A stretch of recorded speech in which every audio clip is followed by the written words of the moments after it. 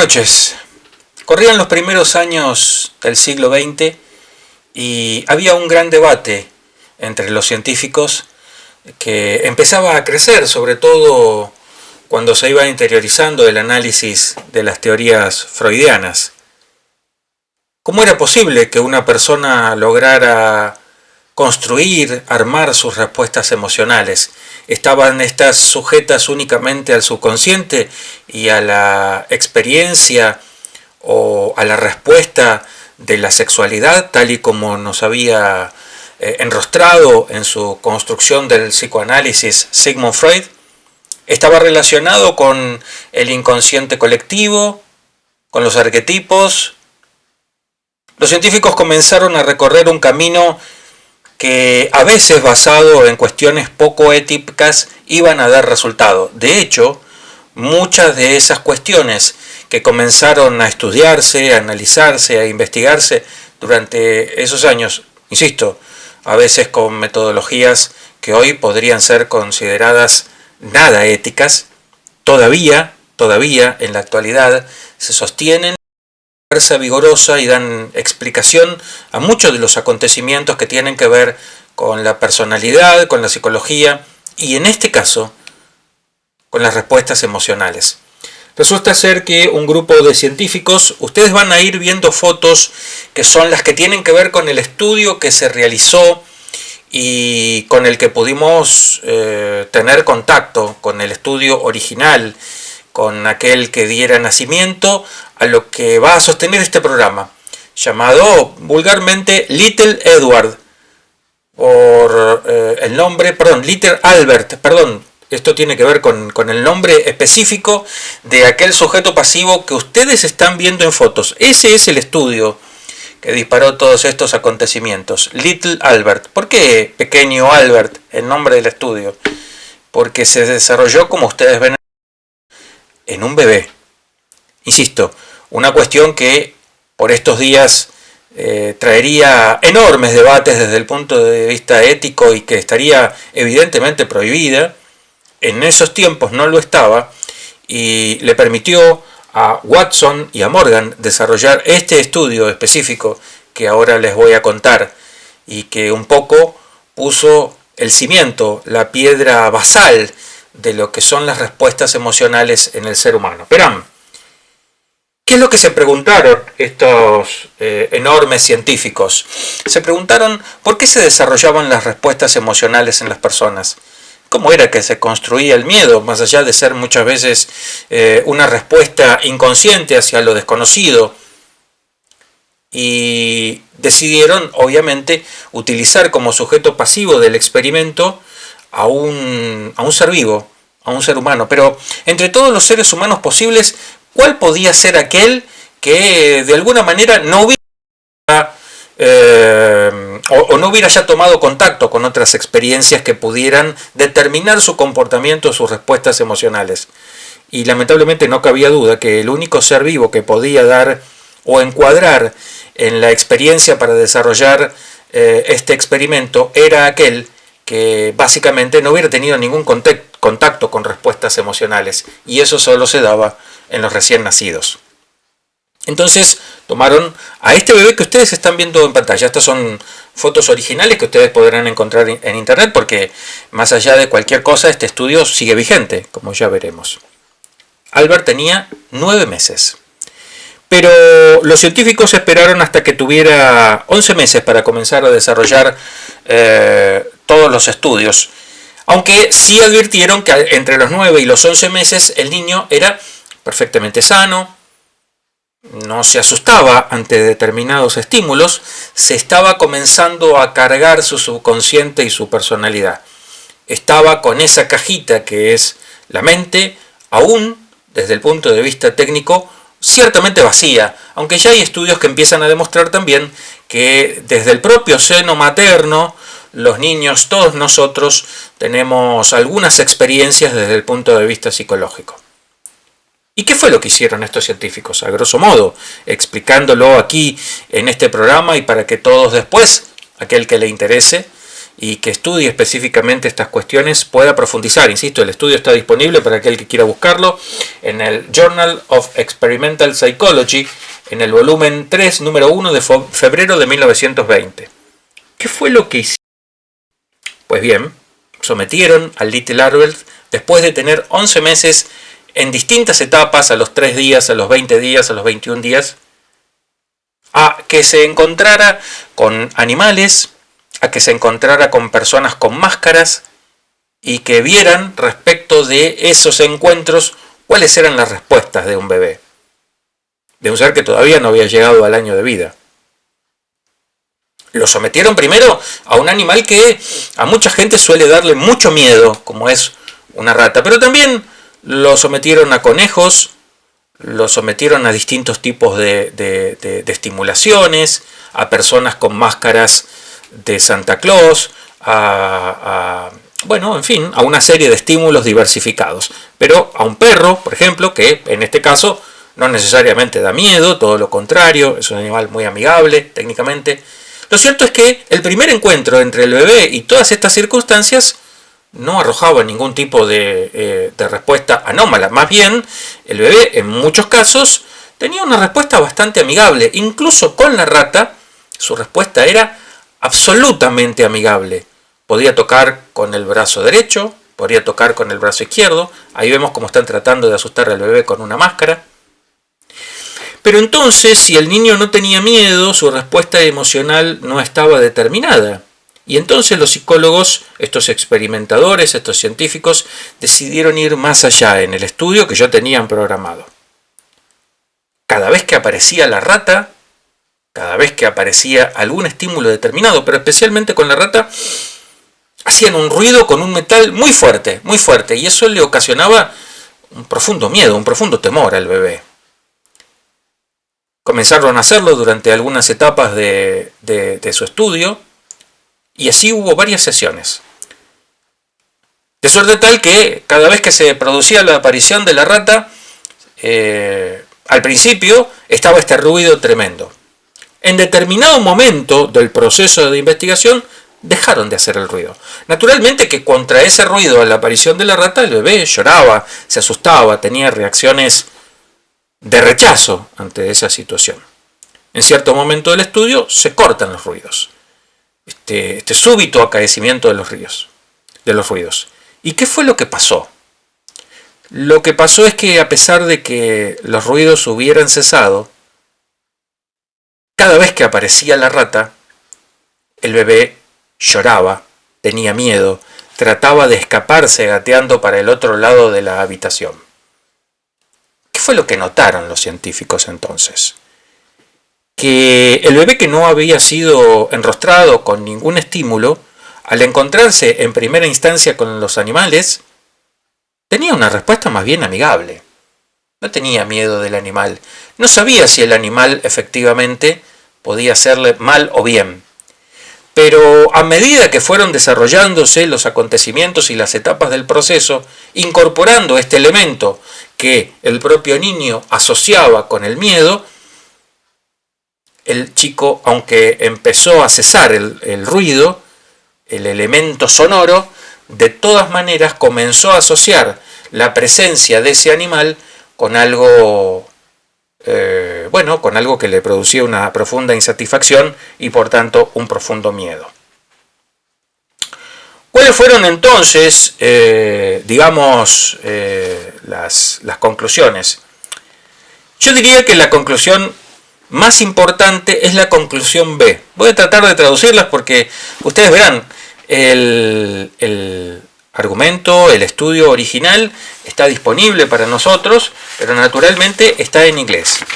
Y tuvieron dos tipos de conclusiones, de observaciones incidentales. La primera, atención con esta respuesta. Tomaron noticia que cuando se producían estas respuestas emocionales de temor y de preocupación y de miedo, generalmente Albert lo que hacía era chuparse el dedo. Una respuesta de carácter emocional, defensiva, que todos tenemos como cuando somos chicos, porque de alguna manera nos recuerda al seno materno. Es decir, estamos buscando protección. Primera conclusión. Pero la segunda conclusión, y que yo creo que es la más impresionante, la más tremenda, y que todavía hoy es la base de las respuestas para el comportamiento emocional de todos los seres humanos, es que el miedo es un factor primario que tiene al amor como influencia en la personalidad. El miedo no está potencialmente derivado de la cuestión del amor, pertenece a una cuestión original y que puede no necesariamente estar heredada por el ser humano. ¿Qué quiere decir esto? Que es probable que muchas de las fobias que tienen los seres humanos, es decir, las situaciones de miedo que están relacionadas por el ser humano, y tanto más cuando se producen en patologías con las fobias, tienen una verdadera condición psicopatológica emocional y reaccionan a distintos tipos de cuestiones transferidas desde la más tierna de las infancias, en ese periodo en el que la personalidad se forma entre, digamos, la concepción y aproximadamente los 7 años de edad. Una de las muchas posibilidades que podemos creer es la persistencia de condiciones en esa niñez que responden a que una persona fue constituida a tener esos temores, como le pasó al pequeño Albert. Es decir, ese miedo no era inmanente, no venía de la cuna, no venía de los genes, lo aprendió, se lo insertó. Naturalmente que al chico le causaron un grave trauma.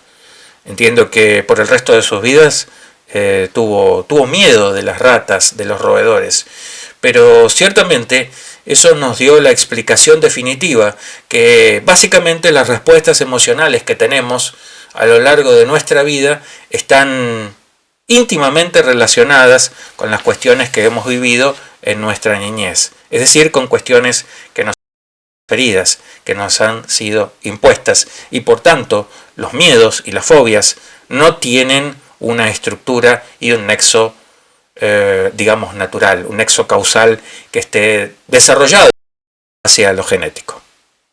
Impresionante. Ustedes ven allí las fotos del bebé justamente con la rata, circunstancias en las que el chico no tenía miedo.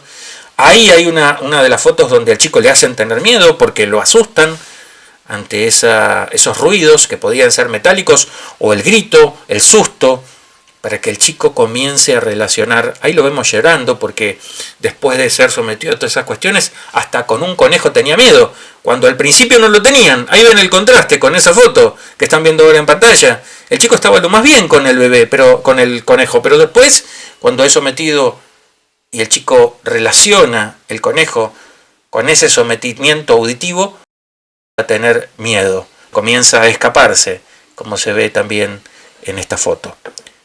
Yo creo que es realmente impresionante esto, y los invito a todos ustedes, a quienes les interesa fundamentalmente, a que cuando tenemos algún miedo, alguna fobia en nuestra vida, miremos para atrás y busquemos algún tipo de transferencia en nuestra más rotunda y profunda niñez. También los invito a que busquen el estudio completo, que está, insisto, absolutamente disponible en internet, y a que lo analicen. Ustedes mismos saquen sus... Los invito ahora a que hagamos un espacio para nuestra conclusión final.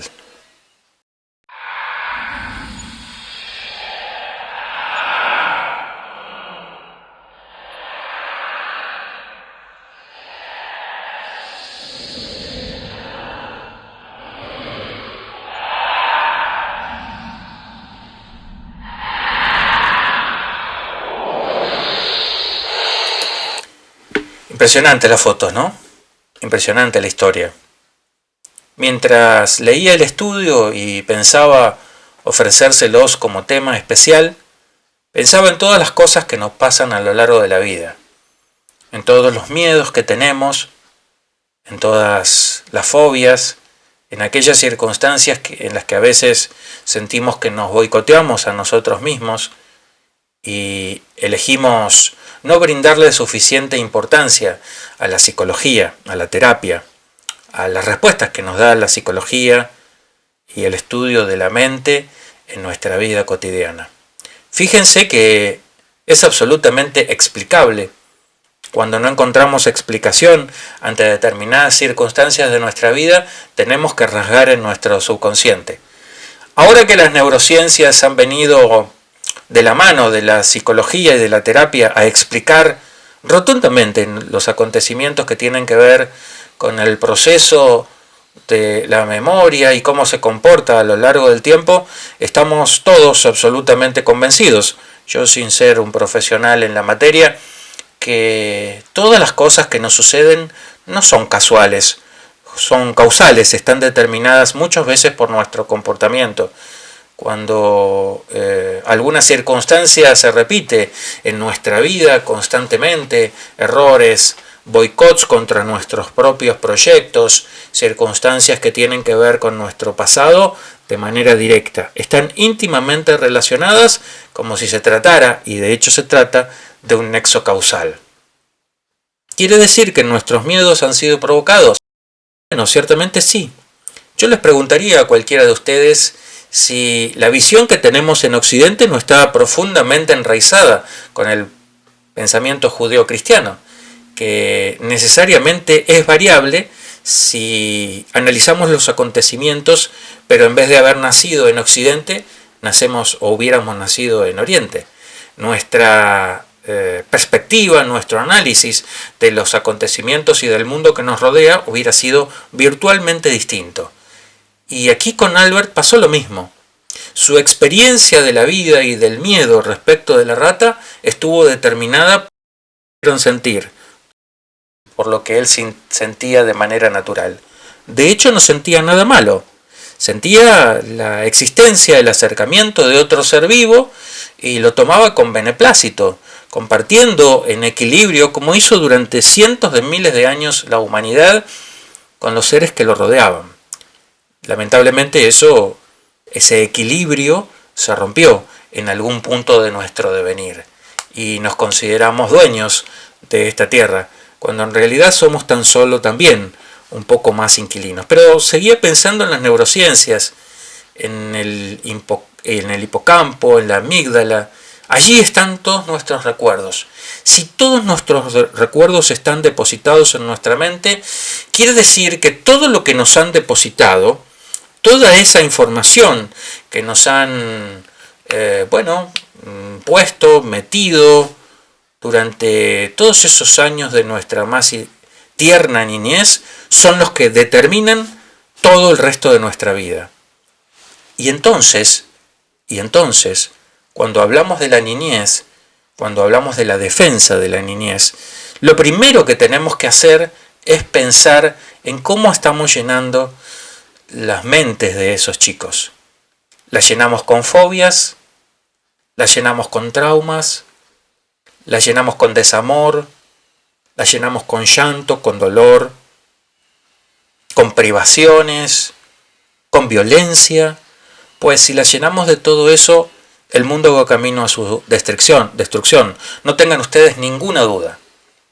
Porque entonces, cuando sea grande, va a estar determinado a todos esos acontecimientos. Si en cambio la determinamos con amor, con comprensión, con dulzura, con aprendizaje, con valores, con educación, con el ejemplo, el mundo está determinado invariablemente a transformarse en algo mucho mejor. No tengan ustedes ninguna duda. Es tan importante que un chico vaya al colegio, que siempre se dice que es la segunda escuela, como tan importante o más es la primera escuela, su casa, la familia, sus padres, su entorno. Porque es allí, como hemos visto esta noche en este programa, donde se determina realmente el proceso cognitivo, el proceso emocional de las personas. Si nosotros preparamos a las personas, a los niños, para que tengan fuertes respuestas emocionales, para que no tengan miedo, para que amen, para que respeten, ese chico cuando sea grande va a hacer exactamente eso para lo que estuvo preparado. Si nosotros, contrariamente, cada vez que le pegamos un martillazo para que el chico tenga miedo, tómese esto como ejemplo de cualquiera otras cosas que le podemos hacer a la mente de un niño. Entonces no solamente lo hemos condenado a él, hemos condenado a todo el mundo a tener una persona lastimada emocionalmente, y naturalmente una persona lastimada emocionalmente solo está destinada a lastimar a los demás. Y créanme que un mundo donde eso suceda solo está destinado a su propia destrucción. Les agradezco que nos hayan acompañado otra noche más en nuestras aventuras, esta vez con una cuestión eminentemente científica. Ya veremos si volvemos con alguna cuestión de misterio, con ciencia, con actualidad. Hay muchas cosas alrededor del mundo, pero primero y antes que nada quería especialmente agradecerles a los que ven el programa, por poquitos que sean, por muchos que sean, a los que lo miren, el tiempo que crean pertinente, y especialmente a quienes son nuestros suscriptores, que han decidido, acompañarnos constantemente en el camino de este programa, en todas las aventuras, en todas las historias, y especialmente en este camino de la sabiduría, donde, como siempre le digo, ustedes, pero especialmente yo, seguimos aprendiendo. Los saludo, les agradezco desde Buenos Aires, Argentina, para todo el mundo, hasta cualquier momento.